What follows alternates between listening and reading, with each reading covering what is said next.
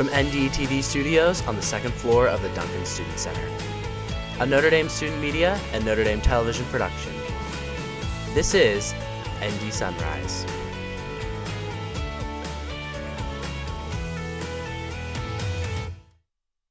Good morning, Notre Dame, and specifically North Dining Hall, as this is the first time our broadcast has been shown on the NDH TVs. Welcome back to ND Sunrise. I'm Mary Claire Anderson. And I'm Zora Rodgers. Your favorite anchors are back and here to deliver you the morning news while you enjoy your breakfast. Today, we'll take a look at the 2023 commencement speaker, Canadian women's soccer, and learn about some Black history. But first, let's check in with Sam and Elise, who are going to give us a rundown of some of their thoughts on this year's Keenan Revue. Hi, ND Sunrise. I'm Elise Dohoney. And I'm Sam Coffman. And this is the review of the Keenan Revue. Now, for those of you who don't know, the Keenan Revue is Keenan Hall, the men's dorm on campus's annual comedy show. And, Yes. and they do it on a Thursday, Friday, and Saturday. Open tickets for everyone. It's a huge, huge event, and it's also a charity event. They raise money for Dismas House. For Dismas House, yep. Which is a charity in South Bend that's helping people who are formerly incarcerated ease back into everyday life. So it's a great opportunity, and it's a great comedy show. And it was great. It's 3 nights long, and between the two of us, we went to all 3 nights. Out of journalistic integrity. Right, we wanted to see every show. Every show between the two of us. It was great. It was great, absolutely. But we did have, opinions, of course, about these shows as well. It is a great cause, but you're allowed to be critical. But let's start off on a good note. So, Sam, what was your favorite act in the Keenan Revue? Favorite act had to have been the Guy Fieri career counseling. I thought it was hilarious. I went to Friday and Saturday's show. I thought it was so funny. Number one, I like it when they break down and they forget, it's funny. It makes it funnier. I like it when they do that. They break character a little bit. I thought it was hilarious. The fact that he used some choice language when talking about it, the fact that he was going to Flavortown, excuse me. Flavortown. Right, it's an A, not an OR. I don't know what accent that is, but there was an accent on that stage. 100%. Guy Fieri killed it. The guy who was going to get the career killed it.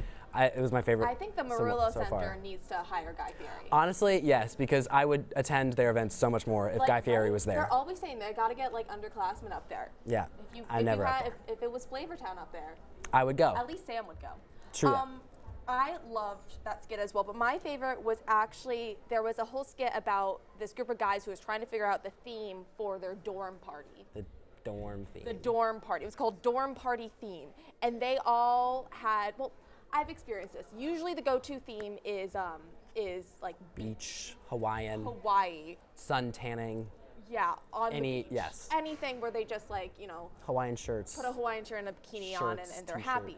But they were trying to be creative, which I really respected. We respect the creativity, we respect the effort. And I loved their ideas. Now, Sam and I disagree on this, but one of their ideas was gray shirt. That's so lame. Why haven't people thought of this? That's so lame. I have so many cute gray shirts. My friends have shown me cute gray shirts that I need to borrow and not give back. This would be a great opportunity for me. Another person, super philosophical, he wanted the theme to be theme. I was on board with that actually. Just we should all be I feel like he was we should all just express ourselves. And that is that's freedom, This is America. So I was actually on board with that theme idea. Yeah, I liked that one as well. And then the final one I really liked was one guy wanted people to dress as minors. I was a little concerned at what they were saying at the beginning. At the beginning, it was or I thought it was college minors, which would be interesting, journalism minor. How do I dress as business economics? Business econ minor. I don't know. Wear a suit. Yeah. Yeah. Journalism, I would just look like this. Backwards hat, like I'm a Membrosa? Yes. Anyway, but they were really referring to miners as in mining for gold. Yeah, and then it was funny. It was a good one, but it still wasn't It was cute. It wasn't my favorite. Make sure to check out Sam and Elise's entire review of the review on our NDTV YouTube page. Now, Zora, I bet after all of those BP jokes, you have some strong thoughts on this year's review. I do. The show was great, but I'm curious as to which Keenan boy got his heart broken by a BP girl to make us the butt of just about every girl's dorm joke. But it did inspire me to swap my usual late-night huddle runs to get mint chocolate chip ice cream with a trip to the Duncan gym. I'm personally actually a little bit offended that BP got all of the fat jokes because back in the day that used to be Walsh when we were called the Walsh Whales. Let's just say we're called the Wild Women for a reason now. And Mary Claire, why is that? You know, we won't get into that today. But anyway. Mary Claire, have you ever wanted to hear a Nobel Peace Prize winner speak live in Notre Dame Stadium? Well, after this season, it would be nice to have any winners, besides Marshall, that is, in our football stadium. You know what? That's so true. Hopefully Sam Hartman will turn things around next season. Luckily, we don't even have to wait until next football season because former Colombian president and Nobel Peace Prize winner Juan Manuel Santos is this year's commencement speaker. Let's kick it off to Meaghan. Hey Irish! This past Monday, the University of Notre Dame announced its speaker for the 2023 commencement ceremony on May 21st. And no, it's not Taylor Swift. This year's principal speaker and recipient of an honorary Notre Dame degree is former President of Colombia, Juan Manuel Santos. For those of you unfamiliar, Santos was the president between 2010 and 2018, which the country celebrated ending a 52-year-old armed conflict with the signing of the Colombian peace agreement in 2016. As a result of this action, he was the sole recipient of the Nobel Peace Prize that same year. President Santos actually looked to the University of Notre Dame's Kroc Institute for International Peace Studies for assistance in ending the war peacefully. The Kroc Institute was even granted the responsibility of monitoring the implementation of the peace agreement in the years after the signing. Santos has said, "The Kroc Institute for International Peace Studies at the University of Notre Dame in the United States has concluded, based on careful studies of the 34 agreements signed in the world to end armed conflicts in the past 3 decades, that this peace agreement in Colombia is the most complete and comprehensive ever reached." His relationship with Notre Dame has continued ever since, with him being welcomed to the Keal School of Global Affairs as a distinguished policy fellow this past fall. Father Jenkins describes the importance President Santos places on constructive conversations in the effort to build peace. He says, "His courageous leadership and resolute commitment ending a half-century-long civil war and put his nation on a path to peace and prosperity." The university is happy to welcome Juan Manuel Santos back to campus in May to hear more about his past achievements and his future endeavors to find nonviolent alternatives to world conflicts. Now back to the desk. Thanks, Meaghan. I know the entire Notre Dame community is excited to welcome him to campus this May. Now, let's take a look at some exciting events happening around campus in the upcoming weeks. With midterms week beating everyone to a pulp, lucky for us, it's Wellness Week. Be sure to stop by Duncan Student Center between 12:30 and 2 today for free gratitude journals and some helpful journaling tips. Don't forget to check in tomorrow from 11:30 to 1:30 for free smoothies. And while we're on the topic of delicious drinks, the sustainability minor in me loves our next event, Irish Choose to Reuse. Right now, you can bring any sized reusable cup to ABP and get self-serve coffee and tea for only $1.99. Sounds like I will be filling up the biggest Hydro Flask that I can find. Real. With midterms this week, God knows we need all the caffeine we can get.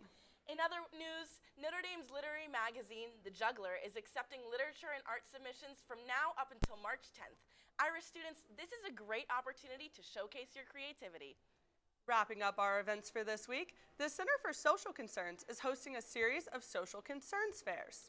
While the first 2 have already passed, there is one healthcare and disability coming up on March 6th, which is a day before my birthday, from 4:30 to 6:30 in the Geddes Hall Coffee House.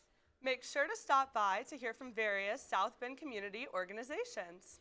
Speaking of social concerns, Mary Claire, what do you know about Canada? Let's see. Maple syrup, Drake, and the gender pay gap on the women's soccer team. Wow, that's exactly what I was going to say. Let's kick it over to Liz to learn more. This week, the Canadian women's soccer team played under protest in the She Believes Cup after their governing body, Canada Soccer, threatened legal action if they did not end their strike. Why were the players on strike? Let's get into it. Captain Christine Sinclair told news sources that the team was going on strike to protest significant budget cuts to their program, as well as pay equity concerns. As they prepare to compete with their new budget reality, they've had to cut training camp days, full camp windows, and even cut the number of players and staff invited to camps. Less than 6 months before the Women's World Cup this summer, the team is expected to perform at a world-class level without the same level of support from their governing body that the men's national team received before their World Cup run last year. All of this is a mark of poor governance and money mismanagement from Canada Soccer, as the women's team is coming off of their gold medal win in the Tokyo Olympics, and the men's team qualified for last summer's World Cup for the first time in 36 years. Soccer in Canada has never been more successful on the field and at attracting sponsorship dollars, so the budget cuts simply do not add up. The Canadian men's soccer team came out publicly in support of the women's team strike and called for transparency in the finances of Canada Soccer. In a press conference this week, the women's team said it best. It's pretty disgusting that we're having to ask just to be treated equally. It's a fight that women all over the world have to partake in every single day, but quite frankly, we're really sick of it. And it's something that now I don't even get disappointed by anymore. I just get angry about, because it's time. It's 2023. It is also noteworthy that Canada Soccer decided to tighten its budget after the Men's World Cup, but before the Women's World Cup, as this points to serious equity concerns. The women's players feel frustrated and disrespected by this lack of support, but want to stress to fans that they are still proud to play for Canada and are undertaking this fight for the future of women's soccer in Canada. Having just gone through this recently in U.S. soccer, we can only hope that the Canadian women's soccer team will be successful in their fight against inequality. For Shamrock Sports, this is Liz Perna. Now, back to the studio. Thanks, Liz. It's so inspiring to see women stand up for themselves, and we are supporting them from South Bend. If you want to see more NDTV sports content, make sure to tune into Shamrock Sports every Friday at 3:30 on Channel 57 or on our NDTV YouTube page. Now, as you probably all know, February was Black History Month and is a time to celebrate the many contributions of African Americans to our society. Elijah, NDTV's favorite engineering graduate student, has more on Black female engineers and the work they've done throughout history. Hello, Notre Dame. My name is Elijah Keal, and this week, I have a very special segment for you. To give a big send-off to Black History Month and a warm welcome to National Women's Month, I've compiled a list of notable black women that I'd like to share for you now. Oh yeah, and they're all engineers, because you know, favoritism. From major players in historical events, to people who are still leaving their mark on the world as we speak. Let's start off with some popular names. To anyone who's seen the hit movie Hidden Figures, you may know these three ladies: Mary Jackson, Katherine Johnson, and Dorothy Vaughan. The three women who made our victory in the space race possible. There's Mary, who led the West area of the computing section, Katherine Johnson, who did the trajectory analysis for America's first human spaceflight, and was such a math genius that even when NASA switched to computers to do the calculations, John Glenn, the first American to orbit the Earth, personally requested that Dorothy double-check the math. Like, imagine how crazy that must be. Like, I'm trying to get my PhD and I still need a calculator to calculate what 2 plus 2 is so I don't mess up a simple salt solution. Imagine going on a pretty dangerous mission that could cost you your life, being handed the computer calculations and going, nah, I need that woman right there to verify the results. And this is when desegregation laws were still getting rolled out and black people needed a whole police escort to not get killed on the bus ride to school. And last but not least, Dorothy Vaughan, who was the first black supervisor of the NACA, which you might know by its more mainstream name, NASA, which was officially founded when segregation ended in 1958. While we're talking about space, let's give a quick shout out to Gideon Bluford Jr. and Mae Jemison, who were the first black men and women to go into space in 1983 and 1992, respectively. Another notable engineer could be Dr. Patricia Bath, who invented a new technique for cataract surgery known as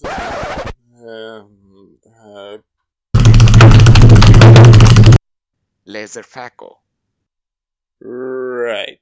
Anyway, just to hammer home how important this invention is, you've probably heard of a certain YouTuber who paid for 1,000 people worldwide to undergo this tremendous surgery. If only she could see her invention at work. Anyway, finally, if you think all the great black engineers are dead and gone, then allow me to introduce you to Kimberly Bryant, who founded Black Girls Code, or BGC, in 2011. BGC is a non-profit organization that focuses on providing technology and education to African American girls. Her contributions have allowed her to help support countless African American youths excel in the STEM field. And that's all I have for you guys today. So with that, I'm Elijah Keal, and to all of you, I wish a very happy Women's Month. Thanks, Elijah, and that's all we we have for today's episode of ND Sunrise. Catch our newscast on Thursday mornings in the Duncan Studer and now NDH. You can also find us on the NDTV YouTube page under the ND Sunrise playlist. To keep up on all of the latest news, make sure to follow us at Notre Dame Television on Instagram, at Notre Dame TV on Twitter, and Notre Dame Television on YouTube. Do you, yes you, want to get involved with NDTV? We're always searching for people interested in student-led broadcasting and TV production. Come visit our studio on the second floor of Duncan Student Center or send us an email at ndtv@nd.edu. Thank you so much for tuning in this morning. From all of us here at the studio, we hope you have an amazing rest of your day. I'm Mary Claire Anderson. And I'm Zora Rodgers. From ND Sunrise, signing off.